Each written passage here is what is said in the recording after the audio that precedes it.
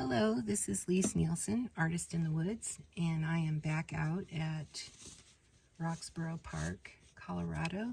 This is close to Denver, a little south of Denver, and really beautiful state park area in Colorado. So I'm going to be working on the rocks in this park. We are on the edge of two plates, tectonic plates, and so you see these beautiful rock formations in this park. So I'll be working on rocks. I'm not worried too much about the kind of composition it is. I would call it a diagonal, if anything, thinking of Edgar Payne's different compositions. But thanks for joining me today. I hope you enjoy this.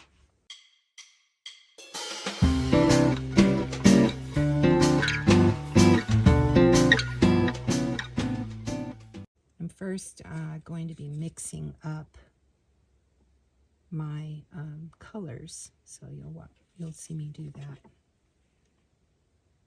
And I'll just go over the colors real fast on the palette. I've got titanium white. I have cad lemon yellow, cad yellow medium, cad red light, alizarin crimson, viridian.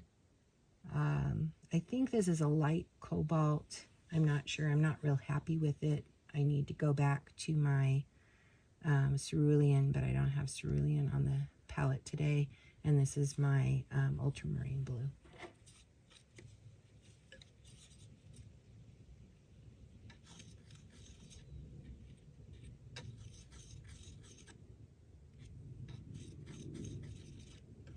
I'm looking at the colors in the rocks right now, just trying to mix some of those.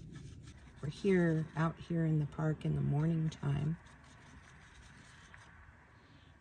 Tried to wait for the sun to come out and hit the rocks. We were here yesterday and did a little painting yesterday, but nothing really to get excited about. So that's the light of the rock, and then I want to mix some darks.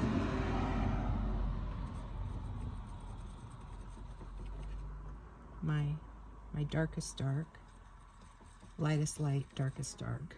First, comparing the colors out there, and this will be a general color, and then I'll tweak it later when I need to. So that's the dark and the shadow that I see.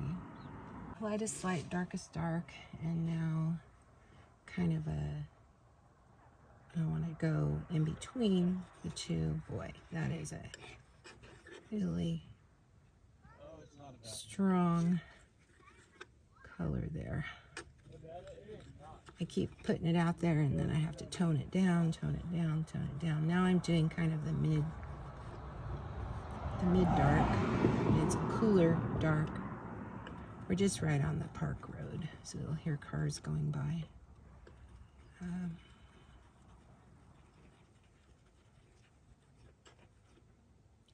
little bit of warm in there.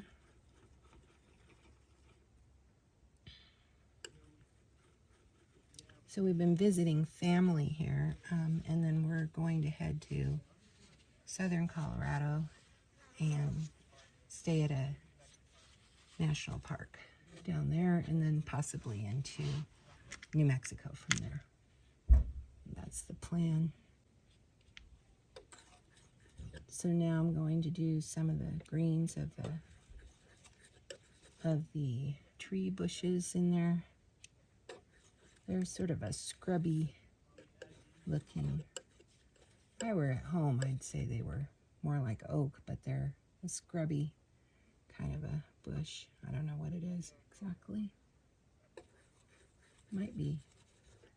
No, they're not trees. They're bushes. So you can see I use my viridian, but I always change that a great deal. I might use it as a starter for a green. But having viridian or phthalo green on the palette is important because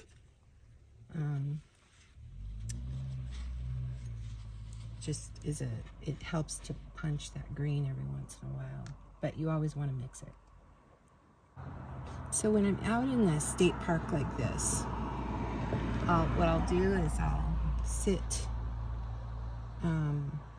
towards the end of a parking lot, and like here I backed into my site here, my parking place here, but it helps me to still feel that I can concentrate and be private enough. You'll notice my camera will jiggle every once in a while. Yesterday when I was out in the park, my tripod flipped over and broke. My camera was fine, thank goodness.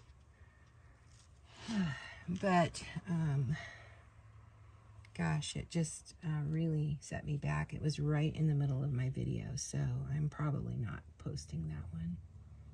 Okay, now I want to do a lighter tone that is a grayer color for the, so I've got my green colors. I should have put them kind of closer together, but that's okay. I'm just going to get some of those other tones on the rocks.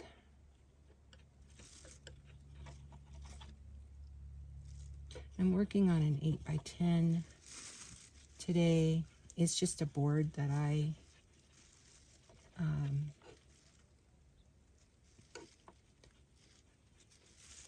put gesso on. So I am mixing colors for my block in right now, and then I want to do some very light. Oh, I have a little bit of ochre. So these are grasses. There's some really light grass in there. And then I've got some very light dusty green, which I can kind of borrow. You see similar greens throughout the painting, throughout the scene. Everything is kind of related out here, of course. I need to make it a little warmer, so I got a little of my red and a little of my yellow. That's a little too much. Well, maybe not. That's about right, actually. You know, I'm going to go ahead and mix up the sky and just get done with it.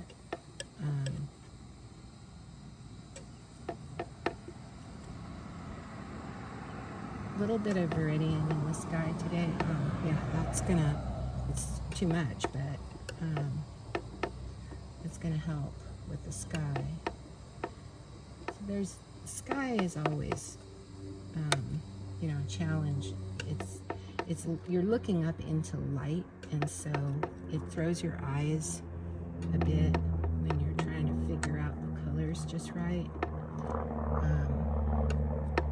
So it takes a while sometimes to figure out the sky color. All right, and with the sky, you want to keep it thin, is what I was trying to say.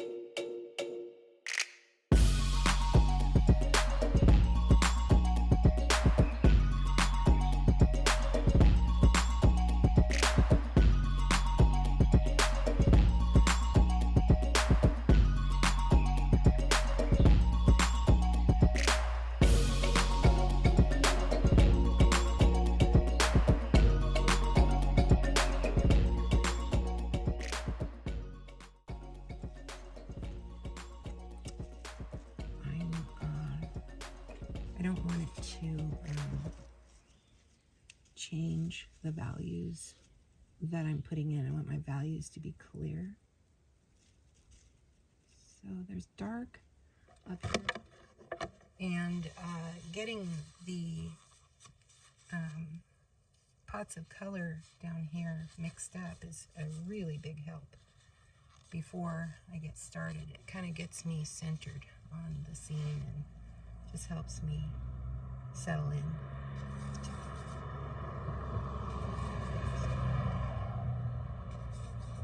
I'm mixing a little bit. I don't know what happened. I guess it's here. I guess I do have it, but I want it a little more. I'll just mix up some more of it for that kind of a mid rocky tone.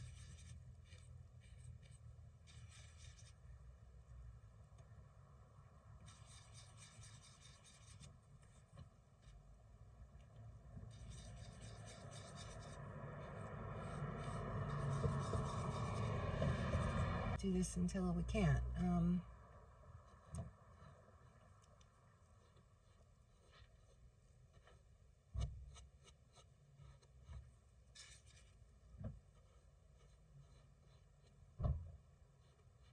Kind of comes in between. The trees, of course, come, the bushes come between the other areas. So I've got more of this in here.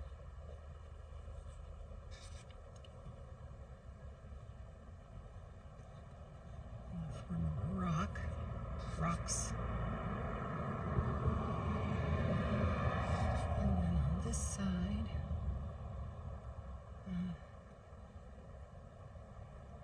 just trying to get the gesture of those in the largest brush strokes I can manage here.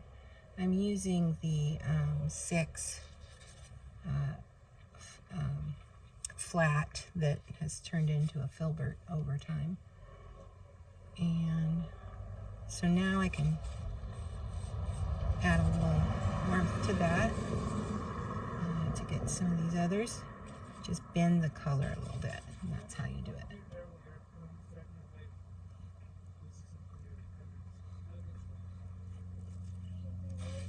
Those different rock planes in there. And then I've got, so that goes there. So up here, then, I do have some of that.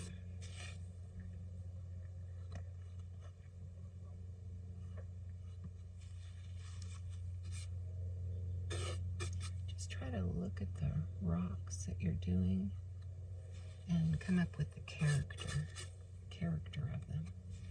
So I'm starting to see it's changing quickly, but not too much to where I'm losing my initial idea of the scene. The landscape changes, I mean, drastically when the light changes. You can have one scene looking at the same thing in the morning, and then as the time changes, then your scene turns into something else.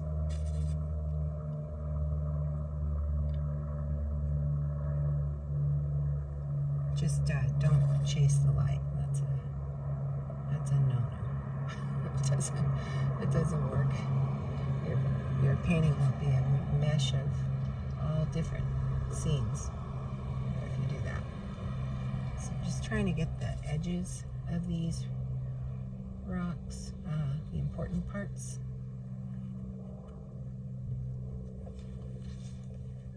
without busying it up too much.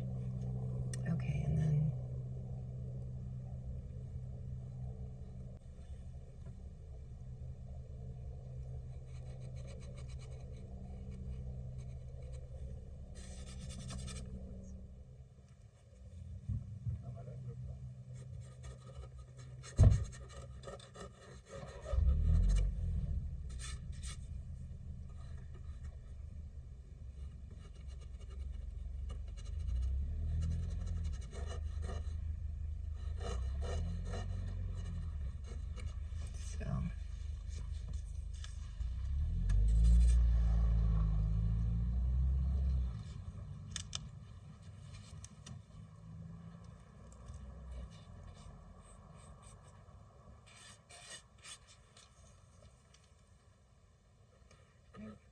having a good day today. Beautiful fall weather. It's a Sunday, so a lot of people are out in the park today.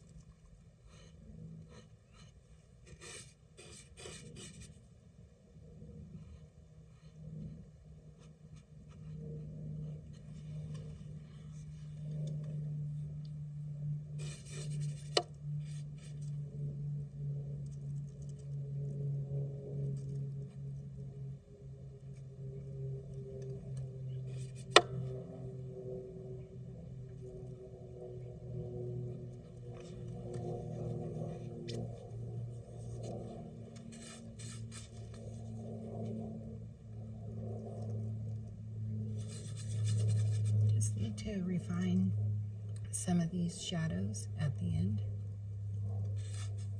Make sure I've got them in the right places. Make sure they're describing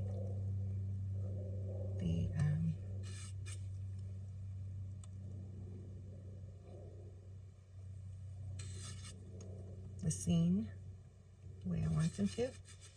And I'm adding some blue to that. Remembering to change the direction of my brush occasionally.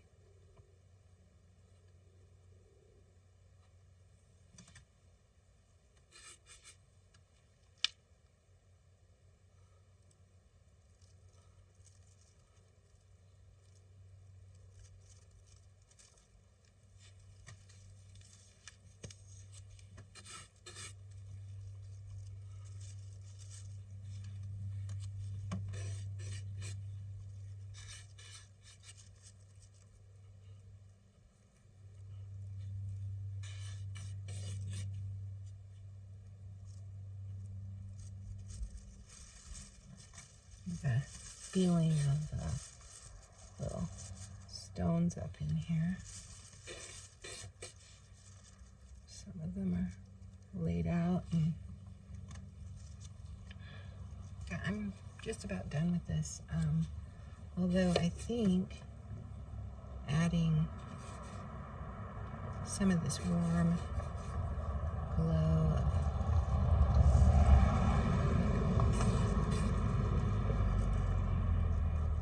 soft grasses in here.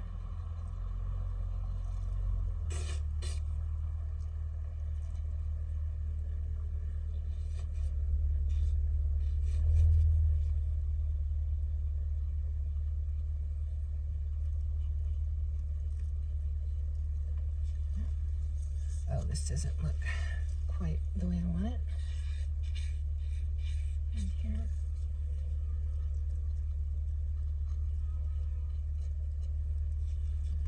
The shadow.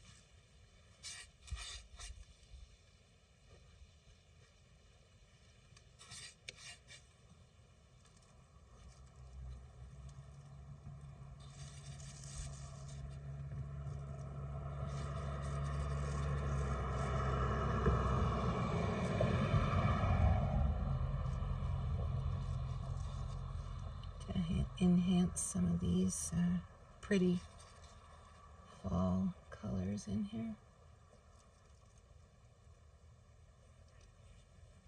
It's not too much of it there, but enough to describe it a little bit here in the paint.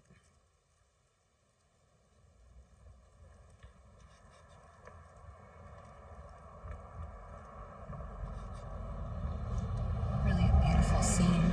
Gosh, I'm lucky to be here today. Yeah, that's about, it's about finished. And quite enough for the study to bring home and make a larger painting out of. But this has been a good one.